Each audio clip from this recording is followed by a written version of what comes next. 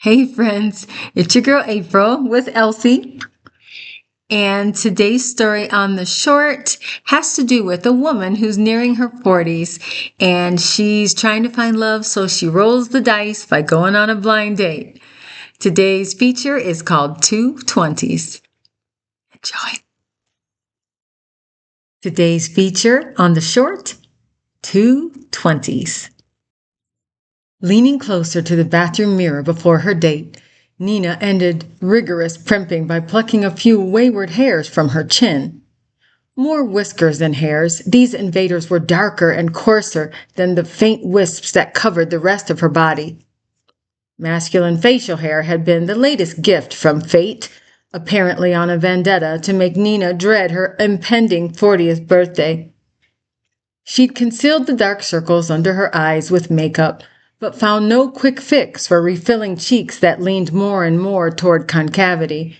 It seemed the youthful plumpness of her face had migrated south, settling en masse just below and above her belly button. "Your pouch has graduated to a handbag," her sister Evie laughed, jiggling Nina's cargo with fat-free fingers. Nina clenched her teeth, sweeping aside her sister's hand. She'd found it best to ignore Evie's insensitive outbursts. That size 4 frame probably couldn't withstand a blow from Nina's size 12, especially when squeezed into size 10 jeans. "So, what does this guy do for a living?" Evie asked, following Nina into her bedroom. "This guy, Dale, works at an advertising agency. I think he's in sales." "I can't believe you let Trisha set you up again. Those first two guys were major league losers." "Look." Nina grabbed her sweater and headed into the living room.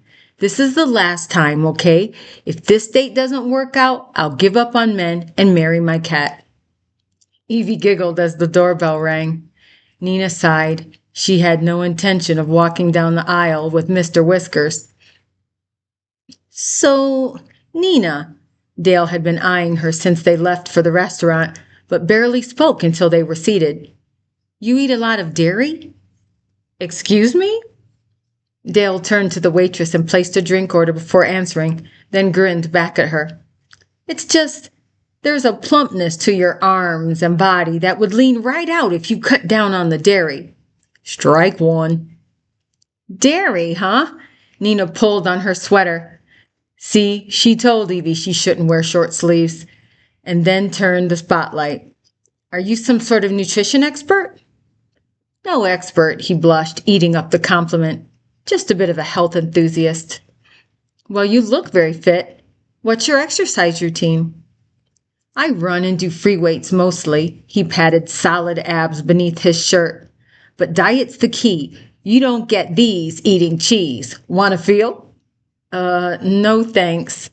"Come on," he said, grabbing her hand and slapping it against his washboard. "Nice, huh?" Nina forced a nod and he released her. "Yeah," Dale sat back. "It's gotten me plenty of attention from the ladies." "I'm sure." "Strike two." Visions of a feline wedding flashed through Nina's mind. Their drinks arrived and the meal orders taken. Although they'd had a rocky start, Nina convinced herself to try. Maybe the guy was nervous.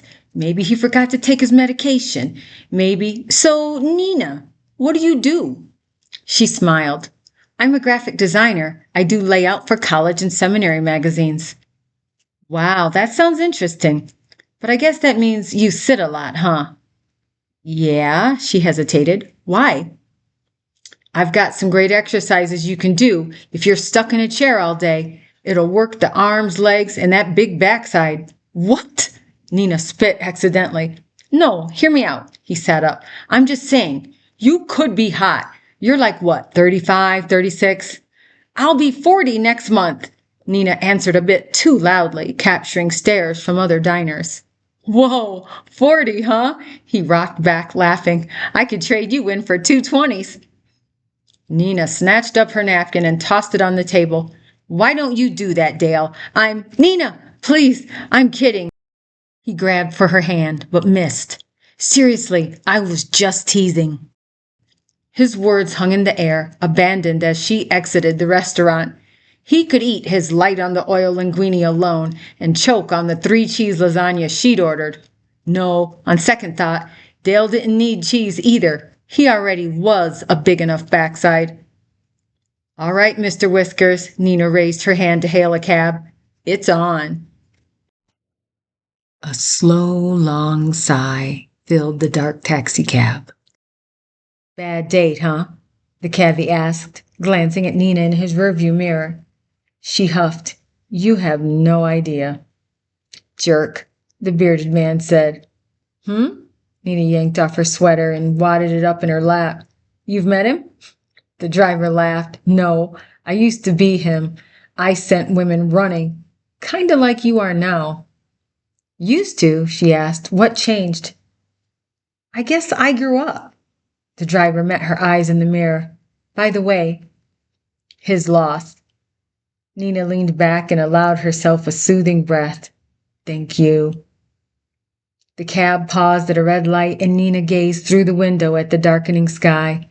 Amidst clouds and a rising moon, the marriage of blue and black had begun, draping the heavens in rich navy. As she watched the beauty of evening's arrival, a mammoth growl arose from within her. Oh my goodness, Nina gasped, her face flushing as she grabbed her stomach. I am so sorry. Excuse me. The cabbie smiled. No problem. I have just the thing for that. Nina heard rustling up front, followed by a savory aroma. The driver raised a large wrapper, tore it in half, and held out a portion for her. Here, this'll tame that mountain lion of yours.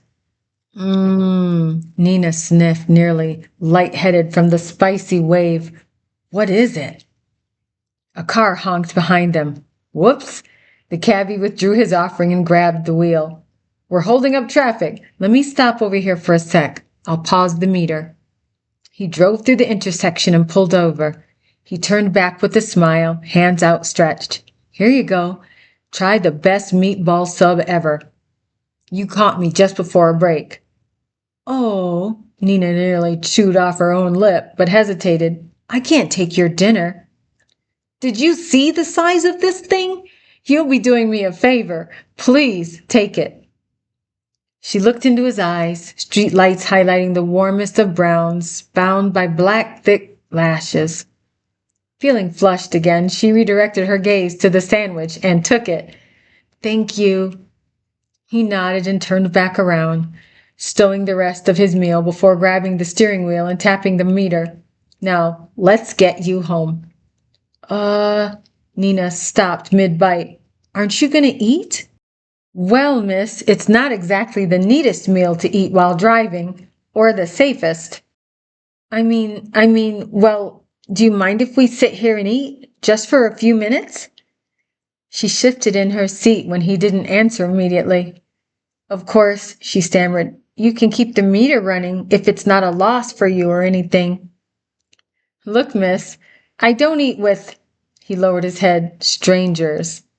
He stopped the meter again, turning to her with a grin and an outstretched hand. Russell Meade. Nina sighed, formally introduced herself, and the pair devoured their meal during the most enjoyable conversation in her recent memory. After nearly an hour and feeling guilty for keeping him off the clock for so long, she insisted he take her home. 15 minutes later, Russ took her hand to help her exit the cab. Wrapping it around his forearm, he escorted her across the rocky walkway to the door. Once there, he held it for a moment and then shook her hand a second time. It was tender, gentle, not the bone crusher most men inflict. Pleasure to meet you, Nina, he said with a smile. Same here, and thank you for dinner. Any time. He bowed slightly and returned to his cab, making sure she was safely inside before he climbed in. From her foyer, she swept aside the curtain and watched him drive away.